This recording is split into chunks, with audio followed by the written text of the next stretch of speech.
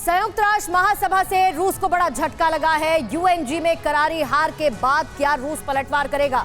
Ukraine को किसने बताया अमेरिका के हाथों की कठपुतली?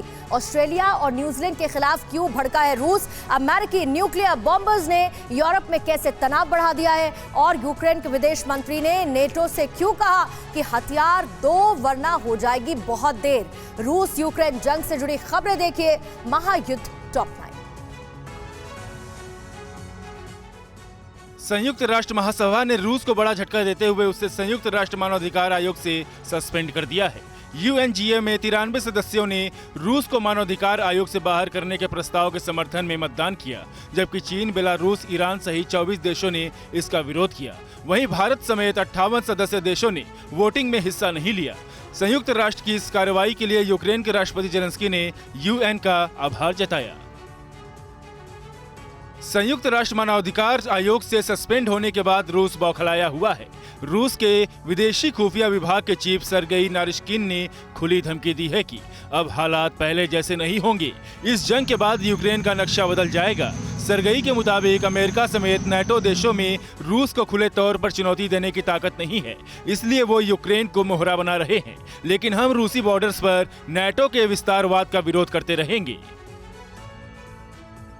ब्रसेल्स में नाटो देशों के विदेश मंत्रियों की बैठक के बाद महासचिव जेम्स स्टोलनबर्ग ने यूक्रेन को हर संभव मदद का भरोसा दिया है, जबकि यूक्रेन में नाटो की सेना नहीं भेजने की बात एक बार फिर दोहराई है। वहीं नाटो की इस बैठक में शामिल होने वाले यूक्रेन के विदेश मंत्री दिमित्रो कुलेबा ने नाटो को चेतावनी दी है कि नाटो के पास अब सोचने का वक्त नहीं है। नाटो हथियार देकर यूक्रेन की मदद करे वरना बहुत देर हो जाएगी। यूक्रेन के राष्ट्रपति जेलेंस्की ने कहा है कि वो बूचा नरसंहार जैसी घटना के बाद भी पुतिन से बातचीत करने के लिए तैयार हैं। वहीं रूसी विदेश मंत्री सर्गेई लावरोव ने कहा कि रूस वार्ता जारी रखेगा, लेकिन यूक्रेन का शांति समझौता मंजूर नहीं कर सकते हैं। यूक्रेन पर पूरी तरह से अमेरिका का कंट्रोल है। लावरोव के मुताबिक यूक्रेन ने अमेरिका के इशारों पर शांति समझौते के प्रस्तावों में बदलाव किए हैं। रूस के खिलाफ जारी जंग के बीच यूक्रेन के प्रेसिडेंट जेलेंस्की ने एक वीडियो जारी करके यूक्रेनी नागरिकों का हौसला बढ़ाया है। वीडियो संदेश में जेलेंस्की ने कहा कि अगर दुनिया में हर किसी के पास यूक्रेनियों की हिम्मत का 10% भी साहस होता तो अंतर्राष्ट्रीय कानून को कोई खतरा नहीं होता। यूक्रेन का समर्थन करने वाले ऑस्ट्रेलिया और न्यूजीलैंड के खिलाफ रूस भड़का हुआ है। रूसी विदेश मंत्रालय ने ऑस्ट्रेलिया के पीएम स्कॉट मॉरिसन सहित 228 ऑस्ट्रेलियाई नेताओं और सांसदों पर प्रतिबंध लगा दिया है, जबकि न्यूजीलैंड की पीएम जेसिंडा अर्नट सहित 130 नागरिकों को बैन कर दिया गया है। अभी एक दिन पहले ही ऑस्ट्रेलिया के पीएम स्कॉट मॉरिसन ने प्रेसिडेंट जेलेंस्की की अपील पर यूक्रेन को मिलिट्री व्हीकल बुश मास्टर भेजने की मंजूरी दी है।